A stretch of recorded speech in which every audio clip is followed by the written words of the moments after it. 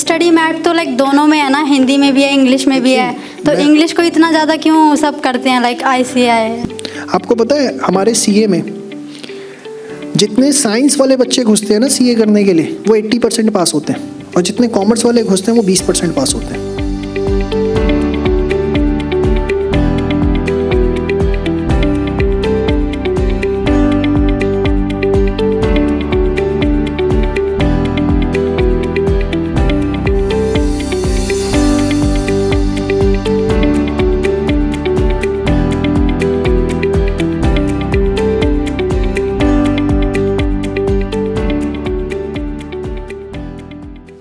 Hello. हाँ जी। So first of all, I would like to thanks to you for conducting this seminar for us. And so secondly, I wanted to ask that कि जिन बच्चों ने schooling अपनी Hindi medium में की है, तो उनको CA करनी चाहिए, और अगर करनी भी चाहिए तो लाइक उन्हें मीडियम कौन सा चूज़ करना चाहिए? देखिए, मीडियम इंग्लिश ही लेना चाहिए। उसके पीछे कारण ये है कि आप CA बन जाएंगे तो सारे फाइनेंशियल्स तो इंग्लिश में ही मिलने, कोई हिंदी में तो बना नहीं रहा, तो आपको करना तो इंग्लिश में ही पड़ेगा।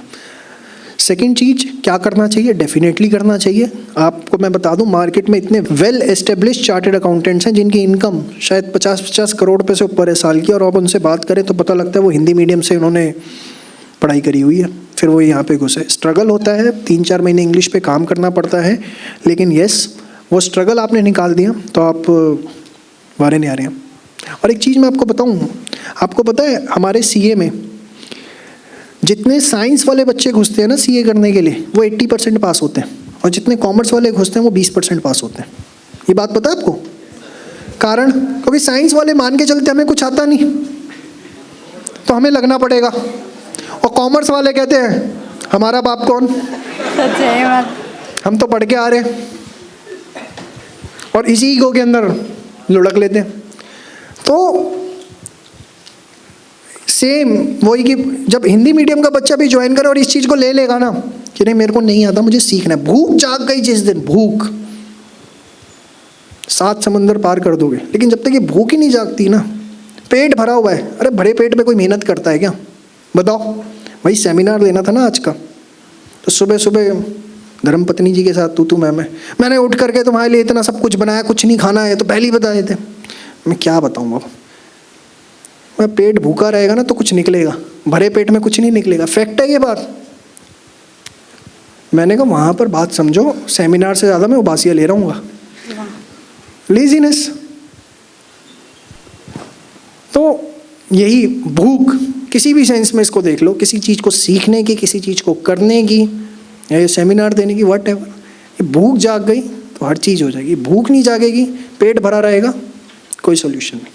बट सर, स्टडी मैट तो लाइक दोनों में है ना, हिंदी में भी है इंग्लिश में भी है, तो इंग्लिश को इतना ज़्यादा क्यों सब करते हैं लाइक ICI? मैं आपको सिर्फ एक छोटा सा क्वेश्चन पूछता हूँ। आप चार्टर्ड अकाउंटेंट बन गए, आप चार्टर्ड अकाउंटेंट बन गए, 15-20 साल बाद या 10 साल बाद जब आपके बच्चे स्कूल जाएंगे तो आप उन्हें इंग्लिश मीडियम में भेजेंगे, हिंदी मीडियम में? जब आपका स्टेटस अच्छा होगा, जब आपका खुद का स्टेटस अच्छा होगा कि आप एक बहुत हेल्दी इनकम अर्न कर रहे हैं और सब कुछ आपके पास रिसोर्सेज हैं, आप अपने बच्चे को कहाँ भेजेंगे?